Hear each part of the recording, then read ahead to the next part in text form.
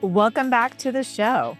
Today, we're diving into how one institution is taking a bold and proactive approach to student success by reimagining advising and investing in technology to drive impact. We're joined by the Student Success team from the University of North Dakota, an institution on a mission to better support their students through innovation, strategy, and thoughtful change. You'll hear about why their team shifted to a new advising model and why that change mattered, how they approached change management and got buy-in across campus, the intentional steps they took to roll out the Civitas Learning Student Impact Platform, how they support adoption and usage of the platform through strategic onboarding and scaffolding, and early indicators that show that this approach is already making a significant difference for their students. Whether you're leading transformation at your institution or just starting to explore new ways to better support student success, this episode is packed with lessons you won't want to miss. I'm joined today by Dr. Karen Plum. Dr. Plum has served as a faculty member, program director, associate dean, and now oversees many student support areas across campus. I'm also joined today by Ashley Vegan, Director for Student Academic Success. She has over 15 years of experience in higher ed in various areas, including financial aid, academic advising, retention initiatives, and student success leadership. And also, we're joined by Katie Meyer, who has held various academic advising and student success positions at the University of North Dakota over the past 10 years, and is now serving as the university's appointed Flock Central Specialist and Data Coordinator to help facilitate the utilization of the Civitas Learning Student Impact Platform across the UND campus and to provide support to student success teams in their initiatives. But before we dive into the show, I'd love for you to take a moment to subscribe to stay up to date on the latest and data-informed approaches to student success.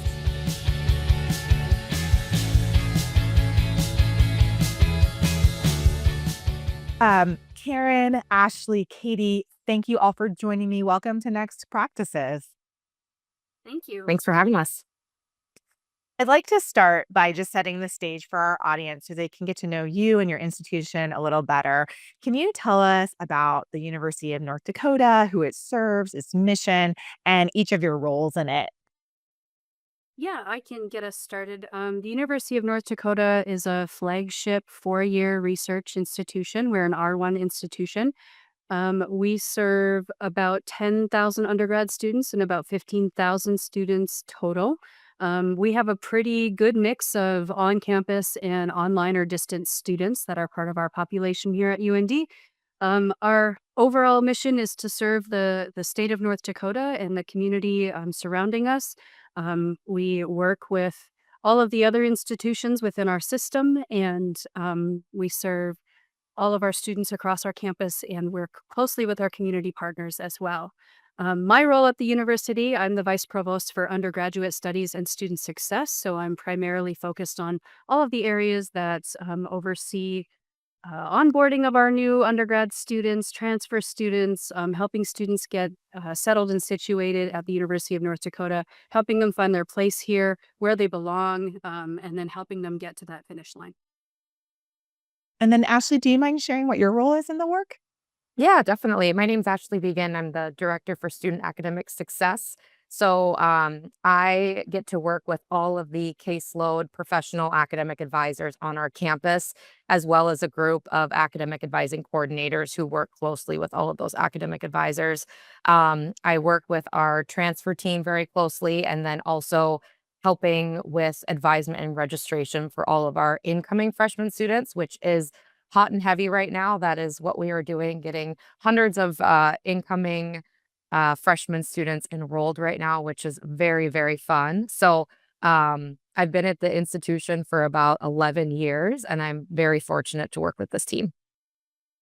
And then, Katie, do you mind sharing your role in the work? Yeah, sure.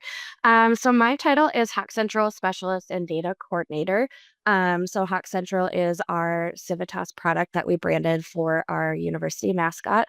So I administer all of our products for the entire campus, and then I work on coordinating data for our unit on whatever needs that we have on our initiatives that we're working on, and helping us move forward strategically with that information and that data that we can pull from our Civitas products.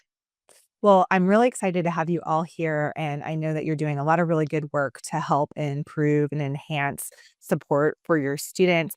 I know a lot of institutions are facing a myriad of challenges, and everyone has a little bit different mix of things that are impacting them today. I'd love to start by giving you a chance to just kind of introduce the audience a little bit more to your students and kind of the challenges that they're up against, the student success challenges that your team is really working to solve, and also institutional challenges that your team is working to solve. So the some of the challenges that our team were working to solve, and some of the ways in which we envision using the Civitas products, um, our strategic plan that we recently put into place very heavily looks at the individualization of advising for students. So one of the challenges that we were running into previously was the changes that students make across campus. If they change a major from one area to the next, what is their experience like? Is it consistent? Are they having the same kind of support that they did, making that change? Previously, we had an advising model where it largely was dependent on faculty advisors. Our faculty advisors were wonderful, but being able to help students get from one college to the next became a really difficult challenge. There were a lot of paperwork, a lot of, I'm not sure what you can expect in that kind of major. So, probably our biggest pivot in making sure that we're supporting the students and their individual needs was the change in our advising model. So we changed to a hub and spoke model for advising, where we have a centralized team that help oversee all of the professional advisors that we've hired across campus. And that has been the biggest change in the last handful of years, but also probably our biggest win in terms of being able to provide the individualized advising that our campus had called for. Yeah, finding out, I mean, every student is different and has different set of challenges. So being able to scale that proactive, individualized support um, can be a challenge in older models and without the right technology. But with those things, it can become a lot more feasible to do so. I'd love to hear more. I know that you have been working on implementing that new advising model, and you've invested in technology like the Civitas Learning Impact platform to support that approach.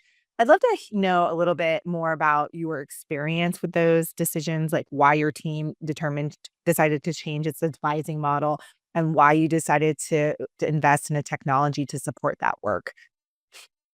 Yeah, our initial conversations were mixed. So we had some faculty that were really fantastic advisors and really wanted to stay in that role. We had others that were really busy and did not have the time to be able to keep up with the training, to be able to keep up with the changes that occur across campus, whether it was for curriculum or our general education program. That kind of information needed to be up to date. So we were finding that things were sort of falling aside as faculty were doing the job they were hired to do, to teach and do their research and be that kind of mentor for our students. So the model that we found that worked best, we wanted to keep our advisors embedded in the programs that they served and to have that relationship with the faculty and the department. So our hub and spoke model was created on the basis of that, rather than shifting to like a fully centralized advising model, or to keep the advisors completely separate from one another, which is the model we were using previously. So we have a little bit of a mix of both. We have an advising center now that has that centralized team kind of overseeing that work. So when students aren't sure where to go, there's a place for them. Um, and then we oversee our advisors that are embedded within the program. So they serve particular programs. They sit on curriculum committees for some of their departments to help make sure that that kind of change that's occurring for curriculum and information is consistent with what students should be able to do and be able to expect. So there was a lot of discussion about what would work, what wouldn't work. Um, Trying to balance out what faculty would like to be able to do and how they would like to be able to serve our students. So we do still have a faculty role embedded pretty largely in this particular model. They are added as a faculty mentor in the places where they are interested in still serving that role for students. And that has been one of the changes we made as we were onboarding our Civitas product, to take a look at what do students see in their actual dashboard, and how do they find those connections? And that allowed us to have that conversation about um, they were just seeing a list of names and not really sure who those people were. So we were able to work with our system office to make an upgrade on our end so that we could clearly identify, here is your primary professional advisor, here is your faculty mentor. If you're a student athlete, here's your athletics advisor. If you're in a trio program, here's your trio advisor. Those kinds of pieces, so that the information was clearer to students about who they were working with and how they had those attachments to our staff across campus. Yeah, it seems like it's a recognition that students need different kinds of support from different roles and different folks across campus, and that expecting just one faculty member to deliver all of the things maybe was not the best way to get students what they needed. Yes, absolutely. And making sure that the faculty could still do their job as well as they could do their job without trying to manage this other piece of it as well. Yeah, yeah, like, let them do the things that they're really good at doing, and taking some of the pieces that maybe could be better served elsewhere, and also recognizing that students maybe are intersecting with different kinds of programs or different kinds of needs, and making it super easy to see that they have a collection of folks, and then I assume that I'd love to hear more about this, but the decision to invest in a technology to support this is to help facilitate and foster some of that coordination and collaboration across different stakeholders on the campus to be able to work together to deliver the kind of support it sounds like you want to deliver. Yes, absolutely. The decision to bring some of the technology aboard. We had a steering committee. We created the Hawk Central specialist position so that we had some oversight once we had things onboarded. And really, it was to make sure that we were sharing information. So, within even with the building of our new academic advising model, we were sharing information, but we weren't necessarily sharing it with our partners in student affairs, who also play a significant role in the lives of our students. We weren't sharing it out to department chairs necessarily. They were getting it from a different place.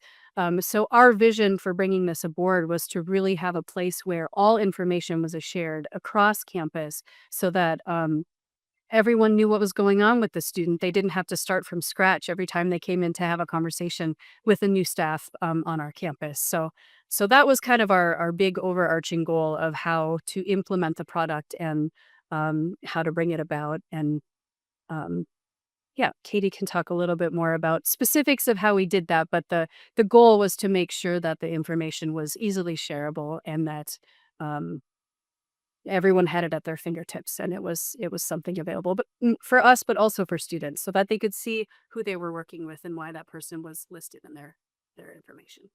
Yeah, when I was in higher ed, I think one challenge we always found as we were investigating very similar challenges with what is the role of faculty, what is the role of the professional advisor, how do we coordinate and collaborate? Students perceive the institution as one holistic thing, right? And we perceive the institution as all of these different departments. And so for a student, it's like creating a structure that is intuitive to the student versus having the student learn how to function in our more siloed departmental structure. And it makes so much sense, I think, when you think about it that way to kind of flip it. Um, I know that change management is a common challenge across institutions. Partners that we see that are really successful take an intentional approach to change management. I know your team has taken a really intentional approach to change management. I would love to hear more about what change management looks like through this process. How did you get buy-in from different folks across campus? I know that you were really thoughtful about how you talk to executive leadership versus advisors versus even students themselves. Can you share more about what that looks like? Yeah, definitely. I think again, a lot of it was going in a segmented approach, a scaffolding approach. Don't do it all at once. We're going to do it in these small little pieces, because it is such a large scale change, and a huge difference from our previous products and technology that we had been using. So we really wanted to be intentional about making sure that those that are using it feel comfortable using it, so that it just becomes commonplace in their everyday work and can still continue to support students without having to struggle using the technology too. So we started once we had all of the configurations ready to go. We launched it to advisors first before launching it to the entire campus community. So that way, the advisors are the main users of the product for the most part, and are in it on a regular daily basis the most.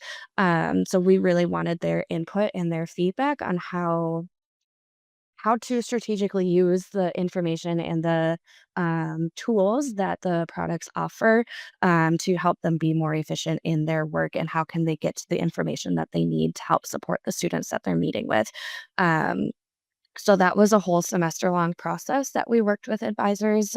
We did monthly trainings with them where we focused on just a few specific features of the product, and kind of scaling it up to kind of some of those newer features that we hadn't had before.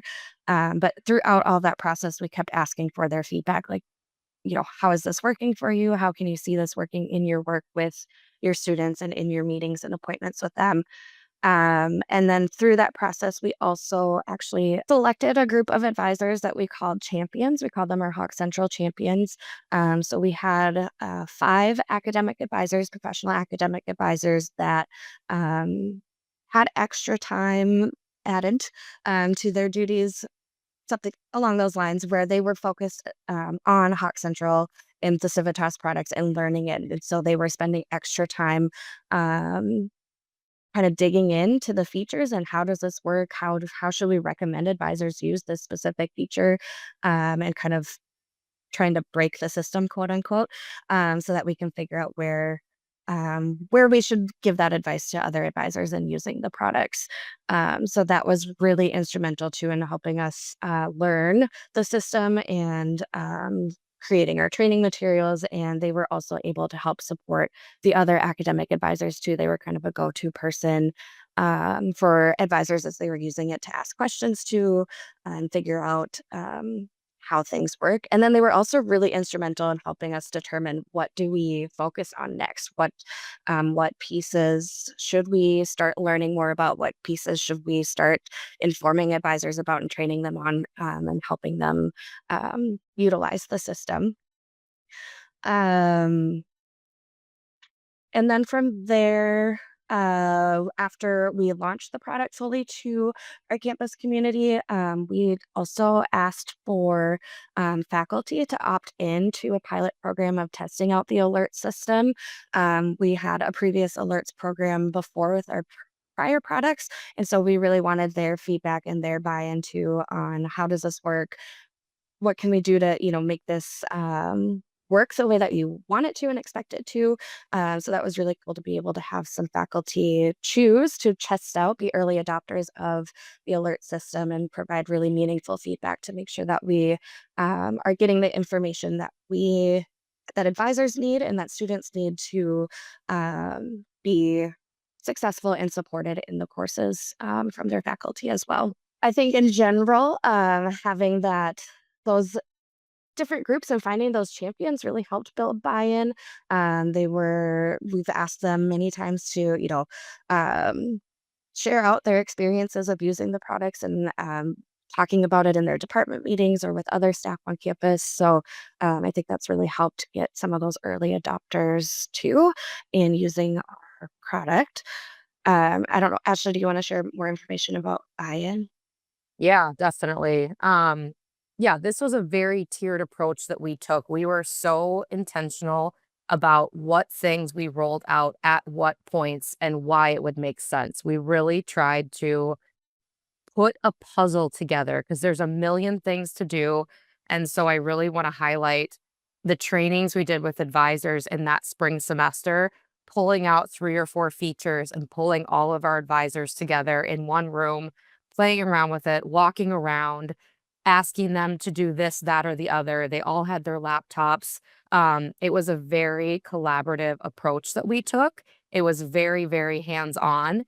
And we got a lot of good feedback about that. We wanted to make sure advisors who are the main users knew what they were doing, knew why they were doing it, and knew what they could do, what features were available to them in order to make their lives easier with their students. So, um, as far as the buy-in, I feel like as soon as we got advisors on board, things just really started to click. It's been very seamless. We're a whole year into using this product right now, and I just really reflect back, and the kind of the slow roll approach that we took was the glue to making this all work, I think.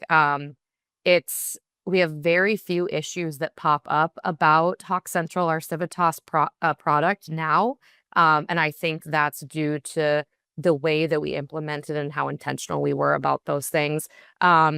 We, for the past 18 months, have been talking to people all over campus, students, staff, faculty, support areas about Hawk Central is coming, Civitas is coming.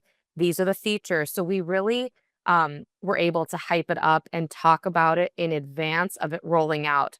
Lots of intentional emails were sent to different segments of campus about, hey, this product is coming. Here are some of the features. As soon as we have training dates, we'll send them out to you. So our communication was very intentional and matched then the trainings we were offering.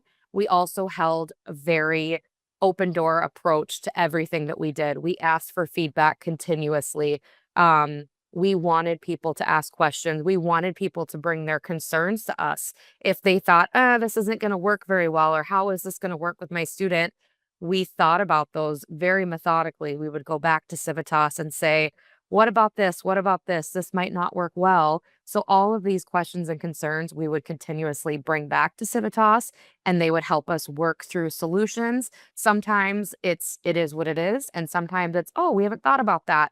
Let's swing it this way. So then we would be able to then go back to the advisor or the faculty or a student support office and say, hey, we looked into this. Here's the answer. Here's the solution. And I think that getting information back to people in a timely manner served us well, because that helped build rapport for the product and the team we had implementing this very large scale platform on our campus.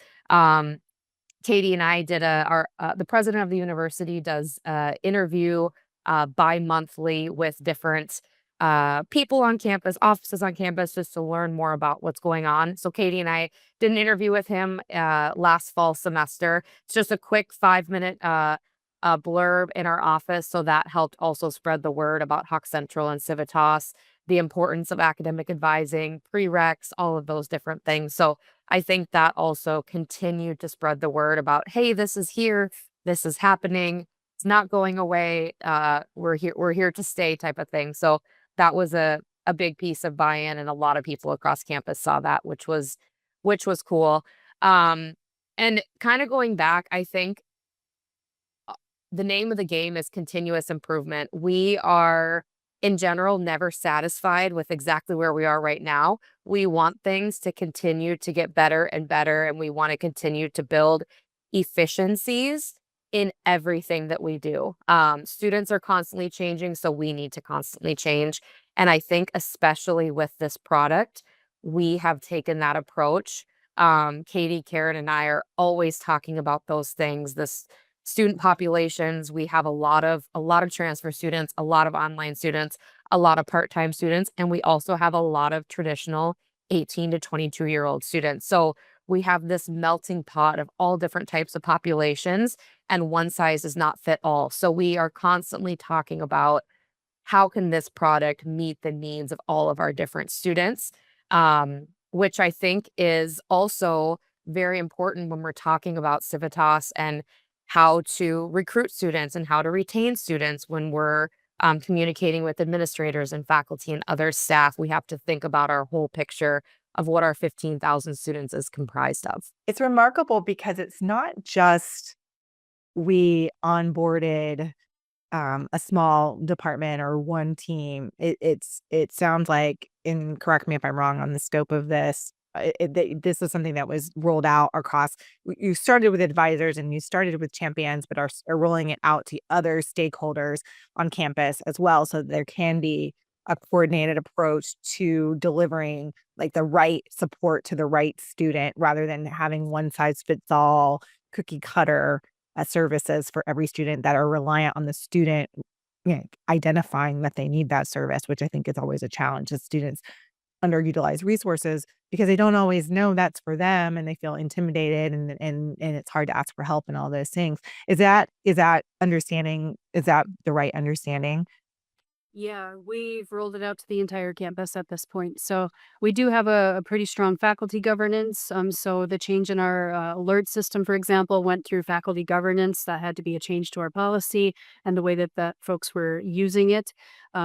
We added everybody from student athletes to finance to our Hilliard Center folks over in student affairs to like everybody has the ability to um, see the student information that is relevant to their area. So that piece of it was big. It was a lot to get out to everybody across campus. Um, and that the way that they used it was different than what we had had previously. So that was we had a couple of sticking points here and there. Here's what I want to do and how I'm used to doing it. How do we change it to fit what we're doing now? So, but Katie has been phenomenal at working with specific offices and specific individuals on. Here's what we would recommend that you do given this change, because this is what they were used to doing before. And now that we have this is how we want to do it in this way. So it's been a lot of conversations and a lot of emails and a lot of making sure that folks know how things work and um, how everything functions. And I think now it's pretty well known. We're remarkably only a year in. All we hear is Hawk Central, Hawk Central. So everybody has come aboard, and we're full steam ahead at this point. Yeah, it's remarkable the campus-wide effort that you have been able to implement. And I think taking that intentional scaffolded approach makes integrating something like this campus-wide a lot more feasible. It's a lot less overwhelming. And so I think that that's something that a lot of people can benefit from. Sometimes every institution's different, has different mix of personalities and politics and structures that have to be navigated. And I think the beauty is figuring out a way that can work on your campus at your institution, knowing that mix of things and building coalition, building relationship, going after the folks who are what is that? Oh, I can't think, the coalition of the willing, going after the coalition of the willing to begin with. And then I think sometimes once the coalition of the willing starts to have success or ease in their work or is able to do things and that starts to get out, then other people can come along more readily after that. Yeah, I think you're exactly right. And I reflect on this and I think back to kind of how we were able to build the buy-in. And I think it stems back from 6.5 years ago when we started our academic core advisor model, the hub and spoke. We have a connection in every single undergraduate college with advising, and they all have built relationships with their advisors, their administrators, their faculty, their staff. So just within our small team of 10 or 11, we have those really strong connections in each college, which definitely aided in bringing people on board to accepting and adopting Hawk Central.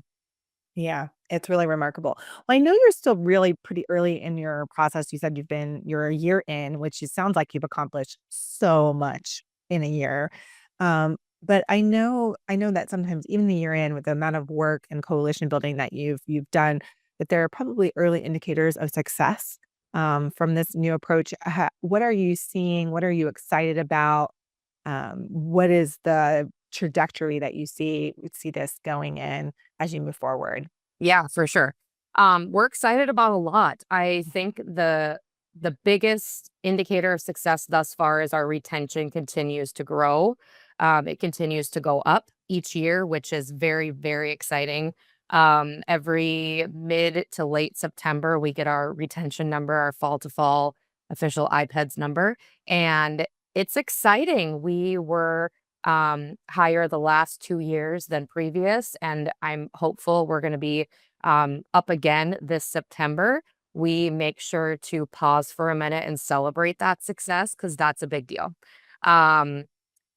This past year, the provost and Dr. Plum kind of threw a little celebration for all of the academic advisors, and that was well received. And I think stopping and congratulating and celebrating staff who are a part of that is very, very important. And I know that Hawk Central was a big piece in why our retention continues to go up and the care and concern that we have for our students.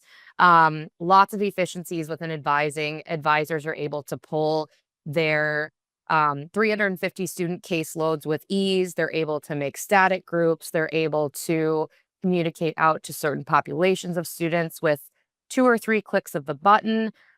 So that's really cool. Some advisors are even taking it farther and doing even more with the system. I think the sky's the limit, honestly. And I don't think the three of us even know exactly how every advisor utilizes it, which I think is really cool.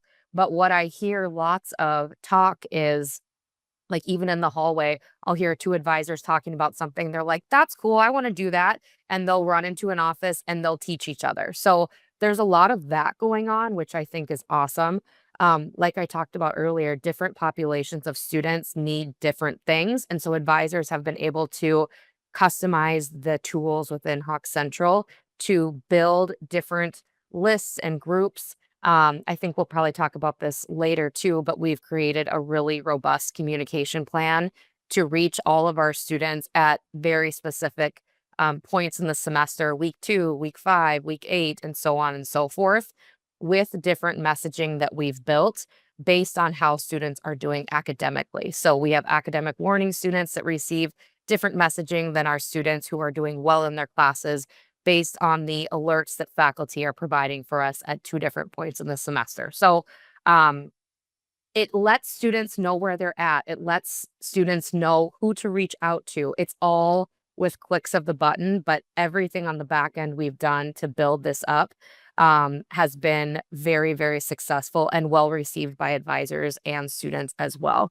Um, I think I think the other thing I want to kind of touch on is kind of the ground up. Like I talked about, the advisors have been um, coming up with different ideas within Hawk Central, or what about this, or what about that? And then we've been able to kind of scale that to all professional advisors on campus. So we really appreciate and want advisors to give us ideas, so that then we can implement those throughout the whole system, so that all 10,000 of our undergraduate students are receiving similar communications or similar touch points in order to make sure that we're reaching them when they need it and at the right point that they need it, so that if something's not going well in their class, they tell someone versus getting to the end of the semester and, oh no, things didn't go well. I would also say, along all of those successes with students and academic advising, I think something that,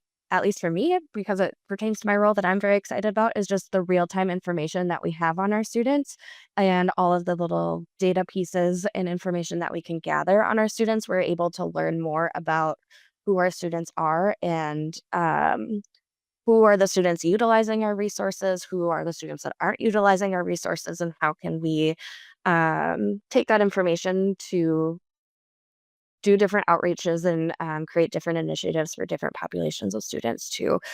So that for me has been really exciting, just to be able to, at the click of a button, be able to pull a list of students where that wasn't readily available before in the past. So that's been a really exciting feature that has changed a lot of the work that we've been able to do in the last year, for sure.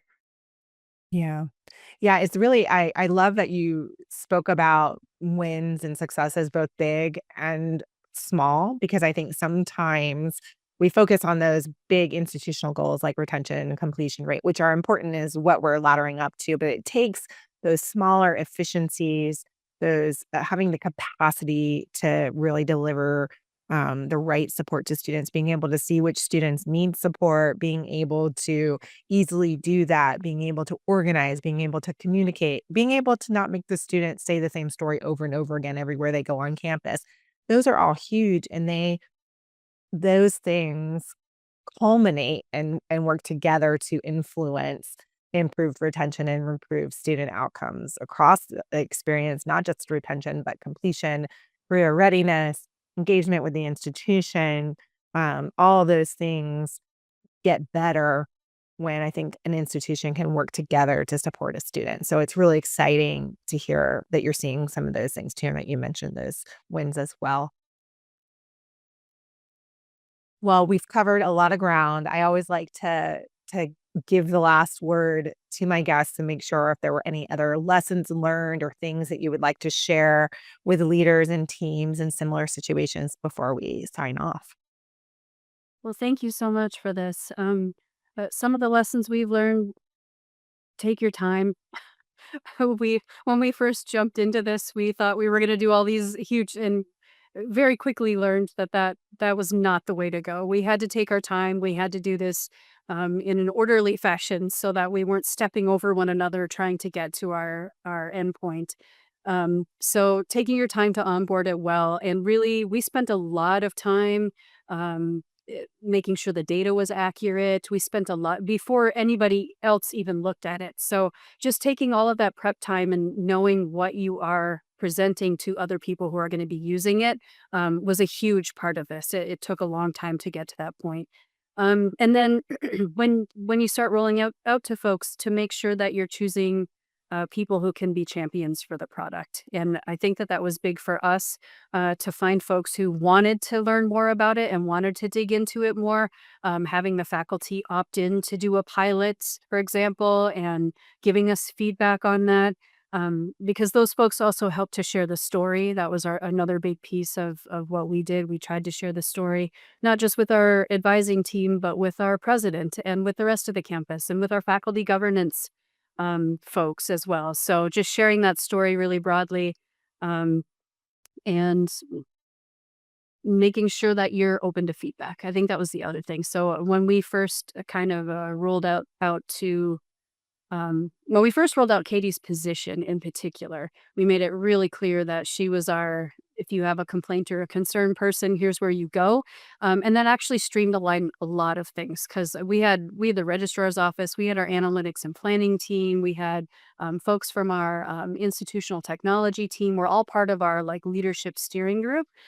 So there was a lot of, well, I don't know who to go with for this and that. So creating Katie's position so that there was one point for folks to go to was a big win for us. And then just being able to manage that on as they came in, and what the concerns were. Um, so yeah, those were some bits of advice for me. Making sure that you can get as many people as involved as possible is probably a big win for us too. We invited everyone constantly. We didn't always get everyone who showed up, but we invited everyone to the table over and over and over again, to make sure that we were getting as much feedback and information out to our campus as we could.